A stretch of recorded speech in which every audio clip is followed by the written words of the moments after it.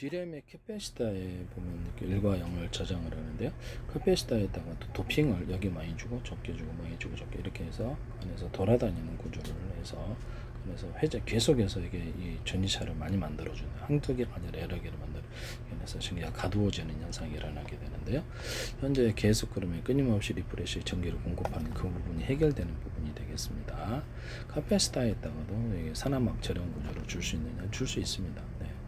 그렇게 한쪽에는 또 이렇게 카페시다인데 한쪽에는 도핑 농도를 많이 주고 적게 주고 이렇게 해가지고 이쪽에서 그렇게 도핑 농도 많은 쪽에서 전기를 걸어주냐 아니면 도핑 농도가 적은 쪽에서 걸어주냐에 따라서도 이쪽에 전기를 중폭하는 트랜지트 역할을 시킬 수 있어요. 아니 이쪽은 확산을 따라서 이렇게 농도가 높은 데서 나서 이쪽은 이렇게 대신 전류를 낮게 걸어주고 도핑 농도가 낮은 쪽에서 높이를 걸어주면 이쪽으로 전류가 흐르게 됩니다.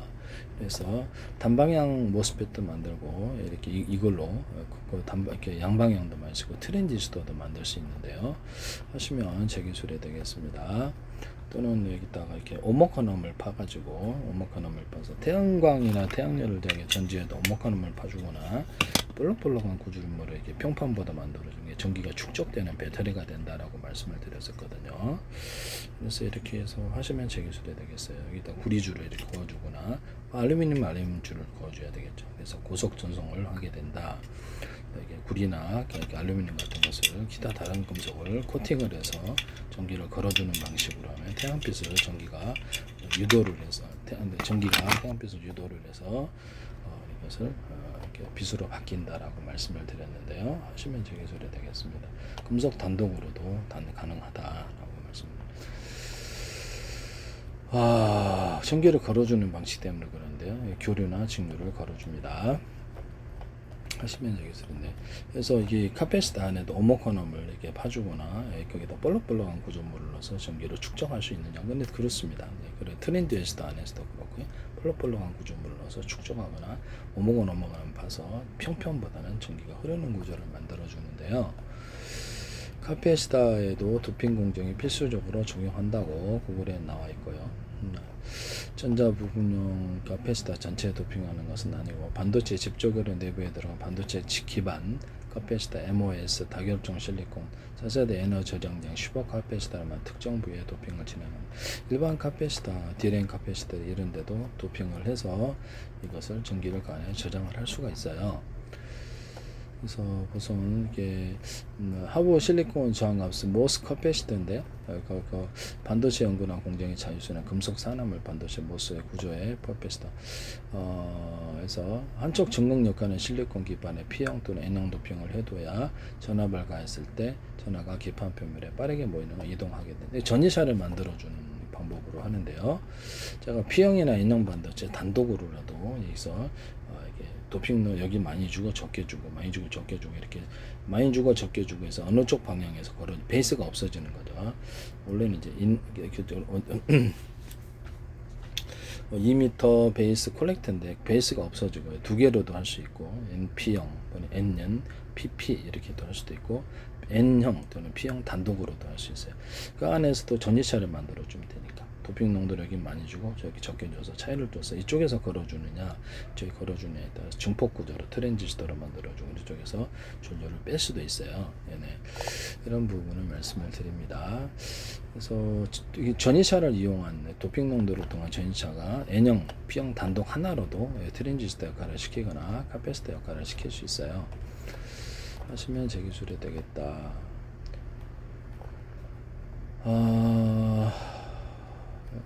이것을 보시면 하부 기판 금속 판납을 해서 도핑을 하는 경우가 있다. 이렇게 나와 있고요.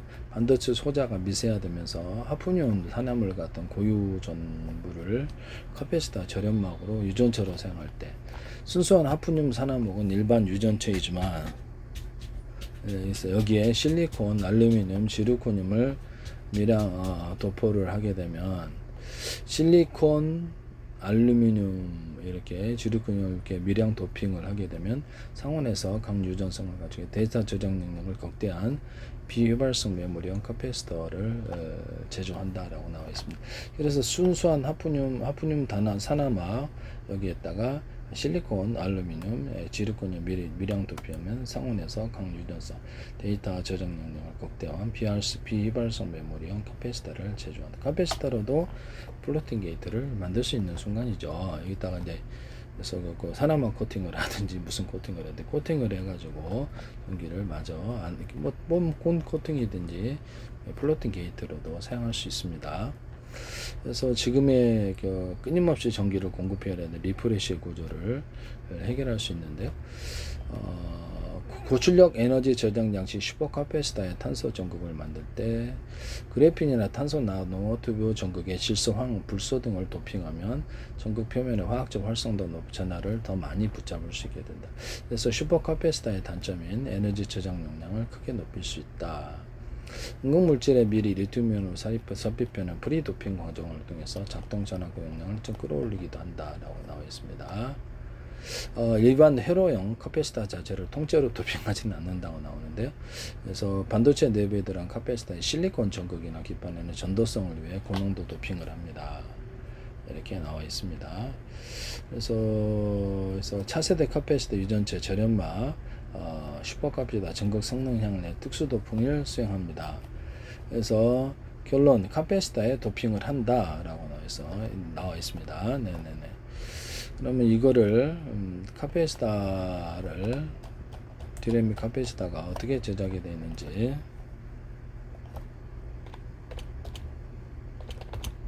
디램 카패시터의 구조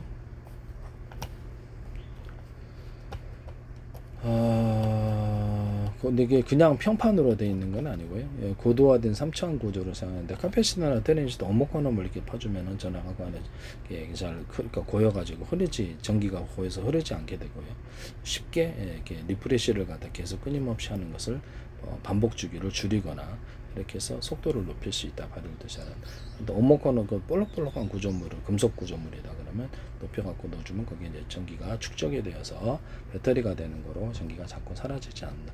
좀 더 높은 전압으로 빼버리면 이것이 해결될 수 있는 부분입니다. 그럼 여기가 이게 전기 정도가 높고 여기는 전기가 이렇게 도핑량도 낮고 이 차이를 줘야지 여기서 전기를 이쪽에서 낮은 쪽에서 걸어주면은 이쪽에 전기가 빠져나오게 되죠. 디램의 카패시터는 그래서 연가일의 형태로 기억하는 핵심 부품인데요. 전하를 저장하는 두 도체판, 전극과 사이를 채우는 절연체로 구성된다. 미세화될수록 용량을 확보하게 고도화된 3차원 구조, 입체 기둥식으로 만든다고 하는데요. 하부 전극, 전하를 담는 그런 역할에서 유전체 두 전극 사이에 위치하며 전하가 새어나가지 않게 막고 정전 용량을 높이는 절연 물질이다. 그 다음에 상부 전극 유전체를 덮는 층으로 전압을 인가하고 기준 전율을 맞춘다 이렇게 나와 있습니다. 그 다음에 상부 유전체를 덮는 층으로 전압을 인가하고 기준 전율을 맞춘다. 그래서 절연 물질을 넣어주고 유전체를 덮는 층으로 전압을 인가하고 기준 전율을 맞춘다. 디램이 거기도 이제 그 금속 도핑이 아니더라도 금속 자체라도 이건 두텁고 오돌도돌하게 이렇게 금속을 태양열이나 태양광 전지할 때도 오돌도돌하게 넣으면 그게 배터리가 된다 그랬죠. 그런 걸 넣어주거나 금속을 한쪽에는 두껍고 한쪽에는 낮고 두껍고 낮고 이런 것을 반복해서 넣어주면 여기가 전기가 저장되어서 잘 흐르지 않게 되는데요. 저장 구조로 들어가게 됩니다. 이런 구조적인 것으로. 그럼 예를 들면 여기는 얇고 여기는 두껍고 여기는 얇고 두껍고 이런 걸 반복해 주거나 하면 거기에 전기가 축적되어서 이렇게 전이차를 만든다는 거죠. 두꺼운 거 두께를 따라서도 하고 크기를 따라서 대중서 전이차를 만들어서 이렇게 돌아다니면서 전기가 밖으로 누설되지 않는 인력 구조를 만든다는 거죠. 강하게 서로 당기는 일단 자철석 같은 것도 넣어주면 괜찮아요. 자철석들이 들어가서 자체 이렇게 움직이는 전기장이 자기장을 생산한다. 원래는 이제 구리다 그러면 대중소 들어가고 이렇게 PEM 반도체도 들어가고 카패시터에도 들어갈 수 있는데 인비소, 질소, 흑연, 탄소, 붕소가를 넣어주고 자철성 있는 버전, 없는 버전을 해서 할 수 있어요. 그럼 이제 감지회로 같은 데도 이 기술을 쓸 수 있고요. TMR 센서, 통합 센서에도 기술해서 전기를 쭉 가져오면 저희가 증폭하는 구조를 만들어낼 수 있습니다. 거기도 이게 도핑 농도라고 하기는 좀 그런데 이쪽은 양을 적게 주고 많이 주고 따라 전이체를 할 때에서 트랜지스터 역할을 시키기도 하고 그래서 여러 개를 놔서 카패시터로 만들어 줄 수 있습니다. 삼성전자에서 하지 마세요. D램이 소형화되면 평면 구조로는 충분한 전하를 저장할 수 없어 면적을 넓히는 입체 구조로 발전했다. 하부 스택형 구조인데요. 하부 전극을 기판으로 높게 쌓아올리는 형태, 원통 모양을 띄어서 표면적을 극대화한다. 예, 삼성전자 하이닉스가 요새서 이런 트렌치형 구조, 기판 아래로 미세한 구멍을 파서 그 안에 카패시터를 형성한다. 이렇게 기판 아래로 미세한 구멍을 파서 그 안에서 카패시터를 형성하는 방식이다. 이렇게 나와 있습니다. 이거를 그다음에 한 개의 트랜지스터와 한 개의 카패시터, 이건 제 방식인 것 같은데, 네. 한 개의 트랜지스터와 한 개의 카패시터, D램의 한 개의 메모리색은 한 개의 스위치와 한 개의 저장소로 나누어진다. 이렇게 나와 있습니다. 한 개의 메모리셀은 한 개의 스위치와 전기를 이제 스위치 해가지고 걸어주고 그래서 충전하고 다시 이렇게 방전하고 이 기술을 쓰는 건데, 그래서 한 개의 저장소 카패시터로 이루어진다. 트랜지스터 켜주면 비트라인을 통해서 전류가 흘러 카패시터의 전자가 충전된다. 전하가 채워주면 1이고 없으면 0으로 인식한다. 카패시터 전자는 시간이 지나면 자연 방전된다. 그래서 이거를 전이차를 금속도 됐던 도핑도 이게 많고 적고 많고 적고 많고 이렇게 전이차를 만들고 돌아다니며 사철석이나 연고전서 분말을 넣으면 이게 움직이는 전기장에 자기장을 건드려서 전기까지 생성하는 구조가 되겠습니다. 구리다 그러면 대중소 들어가 인비서치석, 현상석, 고속가루 주고 자철석, 연고전서 분말 있는 버전 없는 버전만. 구리만 되느냐? 아닙니다. 알루미늄 되고 전기돈도 되는 다 돼요. 리튬도 되고. 그럼 발열이 좀 심하고 비싸죠. 네. 굳이 뭐 그럴 필요까지는 없으니까. 네. 카패시터의 전자는 뭐 니켈도 다 되겠죠. 네. 카패시터의 전자는 시간 그렇지만 단일 금속을 하는 게 금속을 틀리게 해서 구조 크기를 틀리게 해서 대중선 넣어주고 이렇게 해주는 게 낫다라고 말씀드립니다. 카패시터의 전자는 시간이 지나면 자연 방전되므로 데이터가 소실되지 않도록 전원을 끄지 않아도 주기적으로 데이터를 전기를 자체 채워주는 리프레시 동작이 필요하다. 그래서 차세대 카패시터가 없는 D램에 대한 연구도 활발히 제 기술을 쓰려고 하시는 것 같은데, 네.